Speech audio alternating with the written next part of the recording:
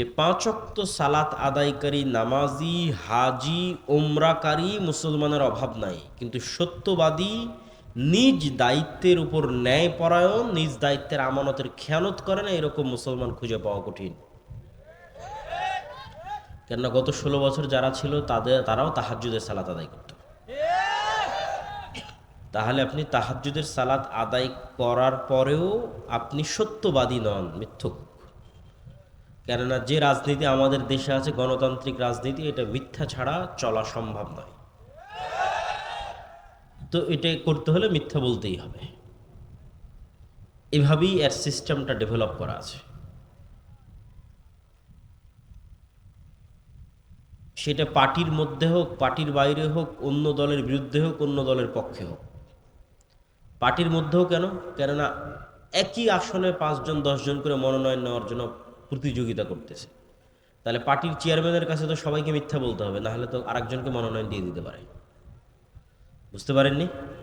আরেকজনের নামে তো মিথ্যা বলতে হবে যে না, ও এটা করে না, ও এটা করে না, ও এটা করে না। এইভাবেই এই রাজনীতিটা ডেভেলপ করা আছে।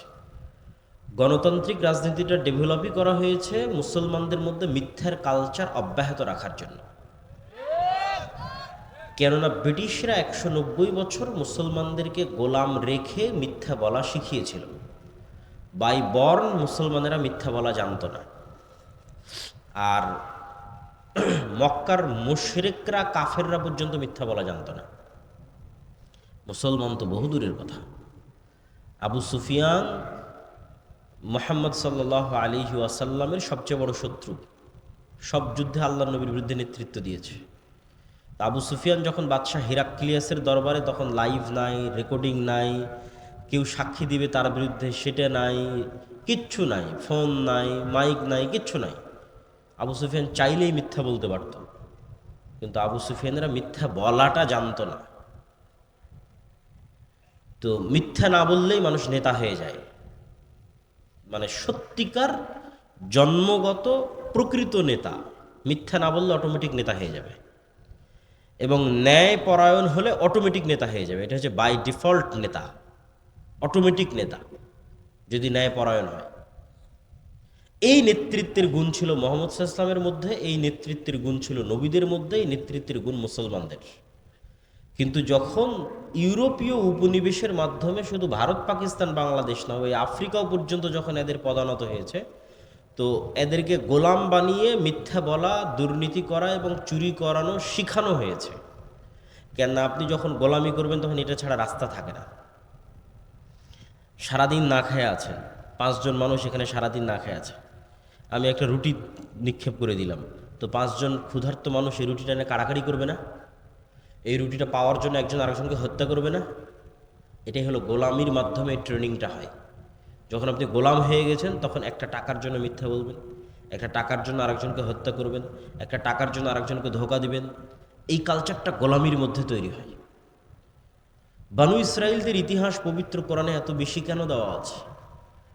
বানু ইসরাইলের ইতিহাস পবিত্র কোরআনে এই জন্য এত বেশি দেওয়া আছে যে বানু ইসরাইলরা এত বিশাল বিশাল নেয়ামত পাওয়ার পরেও কিভাবে মুনাফিকি করছিল, কিভাবে ধোঁকা দিচ্ছিল, কিভাবে 2 নাম্বারি করছিল, সেগুলো তুলে ধরা আছে। তো এগুলো ওদের রক্তের মধ্যে মিশে গেছিল ফেরাউনের কয়েকশো বছর গোলামি করার কারণে। আর এই কারণেই মুসা আলাইহিস সালাতু ওয়াস সালামকে আল্লাহ ফেরাউনের বাড়িতে মানুষ করেছে। কেননা মুসা যদি আর 10টা বানু ইসরায়েলের সাথে মানুষ হতো, তাহলে আর 10টা বানু ইসরায়েলকে খাওয়ার জন্য মিথ্যা বলতে হয়, চাকরির জন্য মিথ্যা বলতে হয়, একটা রুটির জন্য দুর্নীতি করতে হয়। তাহলে মুসা আলাইহিস সালাম ওদের সাথে থাকতে থাকতে ওই গোলামির নেচারগুলো না রক্তের মধ্যে ঢুকে যেত, বিকজ তার জাতি হচ্ছে গোলাম, বানু ইসরায়েলরা গোলাম। তো মুসা আলাইহিস সালামের মধ্যে যেন গোলামির স্বভাব না ঢুকে, এই জন্য বাদশার বাড়িতে মানুষ করা হয়েছে, যেন জন্মগত সত্য বলা, জন্মগত ন্যায়পরায়ণ হওয়া যেন ভিতরে থেকে যায়, নষ্ট যেন না হয়। তো আফগানিস্তানে কেউ বাহির থেকে এসে টিকতে পারেনি কেন?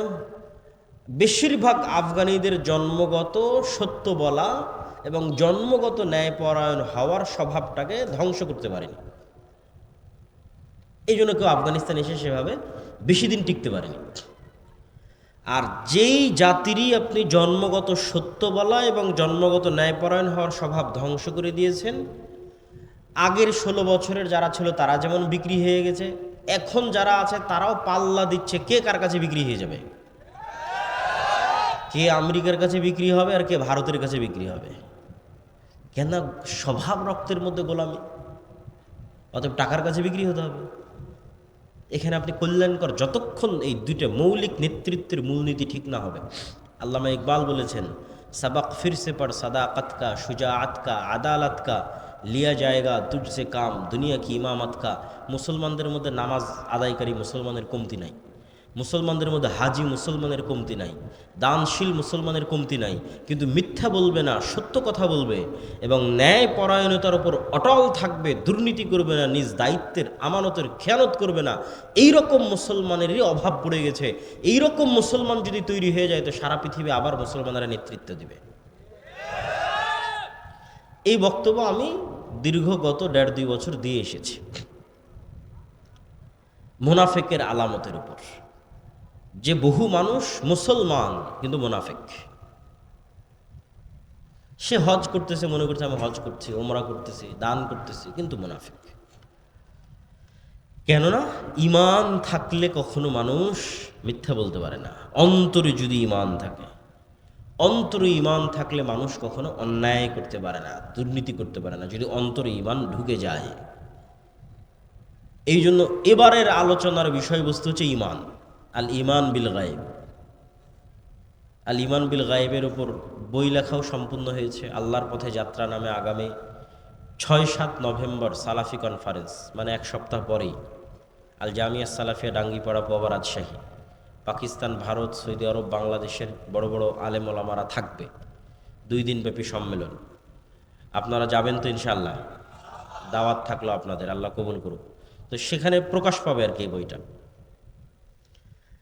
তো সেখান থেকেই ধীরে ধীরে টুকটাক আলোচনা নিয়ে আসার চেষ্টা করতেছি। এখনও আলোচনা সেভাবে সাজানো গোছানো হয়ে ওঠেনি, যে একদম একদিক থেকে সাজানো গোছানো বলতেই থাকবে এরকম হয়নি। তবে সারমর্ম কথা যতটুকু পারি ততটুকু বলি। ঈমান বিল গায়ব, ঈমান নাই মুসলমানদের। মুসলমানদের ঈমান বিল গায়েব নাই, এটা আরও ভালো বুঝলাম কখন? সরকার পড়ে যাওয়ার পর যখন ইসলামী ঘরানার অসংখ্য দল মত মতাদর্শ সবার সাথে উঠা বসা করার আল্লাহ সুযোগ দিল, এবং আলহামদুলিল্লাহ এখনও সেই সুযোগটা আছে। সবার সাথে একটা ভালো সম্পর্ক, সুসম্পর্কের ভিত্তিতে যাতায়াত আছে, যাওয়া আসা হয়। তো এই যাতায়াতের ভিত্তিতে আমি আর একটা নতুন জিনিস শিখলাম, যেটা হয়তো আমারও ছিল না, আমার ধারণা। আমি এটা শিখলাম যে আমরা যারা মুসলমান হয়তো দ্বীনের দাওয়াত দিচ্ছি, হয়তো মসজিদ মাদ্রাসা গড়ে তুলতেছি, হয়তো ইসলামী দল পরিচালনা করতেছি, আমাদের এখনও পরিপূর্ণরূপে ঈমান বিল গায়েব অর্জিত হয়নি। অদৃশ্যের উপর বিশ্বাস মজবুত হয়নি যেভাবে সাহাবীদের ছিল। এই 6টা বিশ্বাসের কথা সবাই জানেন। তো ওইটা মুখে বললে কোনো সমস্যা নাই, যে আশহাদু আল্লা ইলাহা ইল্লাল্লাহ আশহাদু আন্না মুহাম্মাদুর রাসূলুল্লাহ, কিন্তু এই 6টার কাজ মুখে বলার সাথে নয়। এই 6টার কাজ কিসের সাথে? অন্তরের সাথে। কিন্তু আমরা এই 6টাও মুখে বলে শেষ করে দিয়েছি, যে আল্লাহর উপর ঈমান আনলাম, ফেরেশতাদের উপর ঈমান আনলাম, নবী রাসূল কিতাবের উপর ঈমান আনলাম, তাকদীরের উপর ঈমান আনলাম, পরকালের উপর আনলাম। মুখ পর্যন্তই শেষ। কেউ আর বাস্তবে কোনোদিন অন্তর দিয়ে সত্যিকারভাবে বিশ্বাস করলো না যে আল্লাহ কে, আল্লাহর শক্তি কি, আর ফেরেশতা কে, ফেরেশতা কোথায় থাকে, কি করে, ফেরেশতা আসলেই আছে কিনা পৃথিবীতে, আর পরকাল পুনরুত্থান, মরার পরে কীভাবেই বা পরকাল পুনরুত্থান হবে। ফলত বললাম মুখে এই কথাগুলো, কিন্তু জীবন চলতে থাকলো দুনিয়ামুখী, বস্তুবাদী। আমরা আমাদের অসংখ্য জীবনের অসংখ্য সিদ্ধান্ত দুনিয়াকে সামনে রেখে নিই, দুনিয়াকে কেন্দ্র করে নিই, বস্তুকে কেন্দ্র করে নিই। কখনো অদৃশ্যের উপর বিশ্বাসকে কেন্দ্র করে আমরা সিদ্ধান্ত নেই না। কেননা আমাদের দরকার ইমিডিয়েট রেজাল্ট, এখনই রেজাল্ট দরকার। অতএব এখন এটা ছাড়া আর তো কোনো ওয়ে নাই। তো ব্যক্তিগত জীবনে অসংখ্য উদাহরণ দেওয়া সম্ভব, আমরা জাতীয় জীবনেরই কিছু উদাহরণ দিই। যে ঈমান বিল গায়েব দুর্বল এবং ঈমান বিল গায়েব সম্পর্কে জ্ঞান অর্জন করা প্রয়োজন কেন? মুসা আলাইহিস সালাতু ওয়াসসালাম ফেরাউনের মোকাবেলায় যত দুর্বল ছিলেন, আজকের ফিলিস্তিনের গাজার মুসলমানেরা ইসরায়েলের মোকাবেলায় অত দুর্বল নয়। আবারও বলি, আজকের ফিলিস্তিনের গাজার মুসলমানেরা দুনিয়াবী শক্তির দিক থেকে আজকের ইসরায়েলের কাছে যত দুর্বল, তার চেয়ে শত গুণে বেশি দুর্বল ছিলেন দুনিয়াবী শক্তির দিক দিয়ে নবী মুসা ফেরাউনের দুনিয়াবী শক্তির সামনে। একটা পয়েন্ট গেল। পয়েন্ট নাম্বার 2, আল্লাহর নবী মুহাম্মদ সাল্লাল্লাহু আলাইহি ওয়াসাল্লাম তার সাহাবী আবু বকর, ওমর, ওসমান, আলী রাদিয়াল্লাহু তাআলা আনহুম, পরবর্তীতে যারা উমাইয়া খেলাফতের সময় বিভিন্ন দেশ বিজয় করেছে, মোহাম্মদ বিন কাসেম হোক, কোতাইবা বিন মুসলিম হোক, তারেক বিন জিয়াদ হোক, আর খালিদ বিন ওয়ালিদ আর আমর ইবনুল আস হোক, যেই হোক না কেন, তাদের দুনিয়াবী শক্তি তৎকালীন বিশ্বের রোমান এবং পারস্যের তুলনায়, আমি আবারও বলি, মুহাম্মদ সাল্লাল্লাহু আলাইহি ওয়াসাল্লামের দুনিয়াবী শক্তি, আবু বকর, ওমর, ওসমান, আলীর দুনিয়াবী শক্তি, খালিদ বিন ওয়ালিদ, আমর ইবনুল আসের দুনিয়াবী শক্তি, তারেক বিন জিয়াদ, মোহাম্মদ বিন কাসেমের দুনিয়াবী শক্তি তৎকালীন বিশ্বের রোমান এবং পারস্যের দুনিয়াবী শক্তির তুলনায় যেই মাপে ছিল, তার চাইতে আজকের সমগ্র বিশ্বের 57টা মুসলিম দেশের দুনিয়াবী শক্তি আমেরিকা এবং ইসরায়েলের তুলনায় অনেক বেশি পরিমাণে দুনিয়াবী শক্তির অধিকারী হচ্ছে বর্তমান যুগের 57টা দেশের মুসলিম দেশের মুসলমানেরা। ওই যুগের তুলনায়, সাহাবীদের যুগে রোমান এবং পারস্যদের দুনিয়াবী শক্তির তুলনায় তাদের যে দুর্বলতা ছিল, সেটার তুলনায় এই যুগের মুসলমানেরা বেশি শক্তিশালী। তাহলে এই যুগের মুসলমানরা মাজলুম কেন? বিজয় নাই কেন? বিজয় তাদের কাছে ধরা দিচ্ছে না কেন? ওই যুগের সাহাবীদের যেই লেভেলের ইমান বিল গায়েব ছিল, মানে ফেরেশতাদের উপর তাদের যেই লেভেলের বিশ্বাস ছিল, আল্লাহর উপর তাদের যেই লেভেলের বিশ্বাস ছিল, পরকাল হবে, পরকাল কেমন, এটার উপর তাদের যেই লেভেলের বিশ্বাস ছিল, আজকের মুসলমানদের তার সিকি পরিমাণও নাই। ফলত দুনিয়াবী শক্তি যত বেশি থাক, কোনো কাজের কাজ হবে না, হচ্ছেও না। তো মুসা আলাইহিস সালাতু ওয়াসসালামের হাতের লাঠি আল্লাহ সুবহানাহু তাআলা পরিবর্তন করে দিলেন সাপে, এবং সাপে পরিবর্তন করে দেওয়ার মাধ্যমে মুসা আলাইহিস সালাতু ওয়াসসালামকে আল্লাহ সুবহানাহু তাআলা শিখালেন যে পৃথিবীতে তোমরা চোখে যা দেখো, এর আড়ালেও অনেক কিছু আছে যেগুলোর উপর আল্লাহ ক্ষমতাবান এবং তিনি করতে পারেন। আর এটা এমনি হাতের লাঠি নয়, এটা মুসা আলাইহিস সালাম দীর্ঘদিন থেকে ব্যবহার করতেন সেই হাতের লাঠি। এই লাঠি দিয়ে পাতা পাড়তেন, এই লাঠি দিয়ে পুকুর পার হতেন, নদী পার হতেন। সেই লাঠিকে আল্লাহ সাপ বানিয়ে দিয়েছেন, এবং জাদুর সাপ নয়, চোখের ভেলকির সাপ নয়, একদম তরতাজা জ্যান্ত সাপ।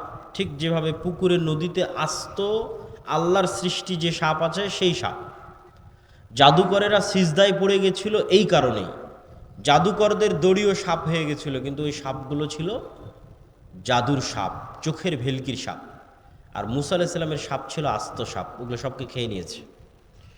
তো মুসা আলাইহিস সালাতু ওয়াস সালামকে আল্লাহ শিখিয়েছেন ঈমান বিল গায়েবের উপর মজবুত আস্থা এবং বিশ্বাস, আল্লাহর ক্ষমতার উপর আস্থা এবং বিশ্বাস। মুসা আলাইহিস সালাতু ওয়াস সালাম যদি আল্লাহর ঈমান বিল গায়েবের উপর মজবুত আস্থা এবং বিশ্বাস না রাখতেন, তাহলে মুসা আলাইহিস সালামকে দুনিয়াবী দিক থেকে ফেরাউনের বিরুদ্ধে বিজয়ী হতে হতো, দুনিয়ার দিক থেকে।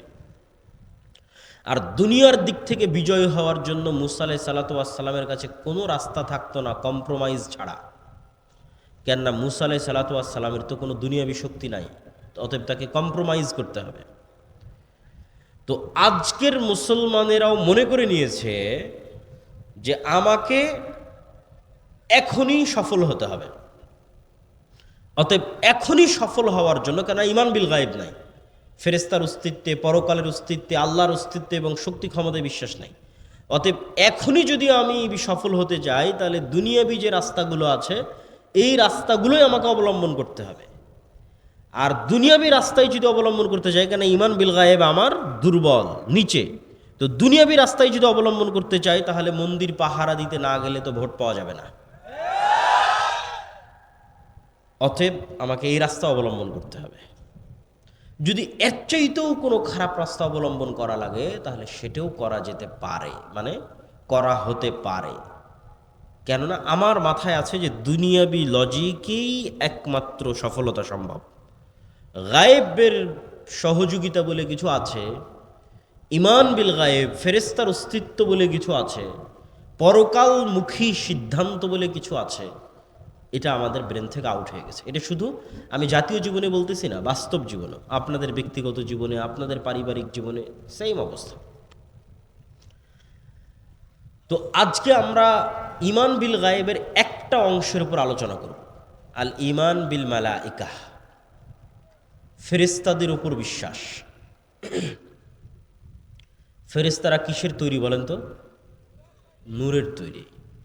নূর হচ্ছে এক প্রকারের আলো, কিন্তু এই আলো নয়, সূর্যের আলো নয়, বিদ্যুতের লাইটের আলো নয়, কিন্তু এক প্রকারের আলো, যে আলো পৃথিবীতে আছে কিন্তু চোখে দেখা যায় না।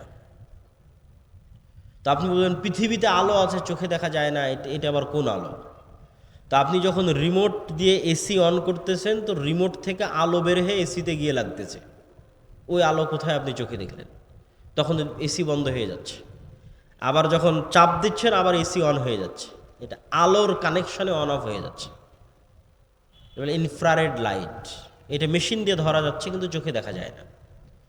ওই যে লাইভ চলতেছে, ক্যামেরা, কম্পিউটার, মোবাইল, এগুলো সব আলো। আমার কথা আলোর ওয়েভের মধ্যে ভেসে আপনি যখন ফোনে কথা বলতেছেন, রাত দিন ফোন ব্যবহার করতেছেন, ফোনে কথা বলতেছেন, ঢাকা কথা বলছেন, আমেরিকা, লন্ডন, ইউরোপ, সাথে সাথে আপনার কথা ইউরোপে চলে যাচ্ছে, ওইটা আলোর ওয়েভের মধ্যে দিয়ে ভেসে ইউরোপ চলে যাচ্ছে।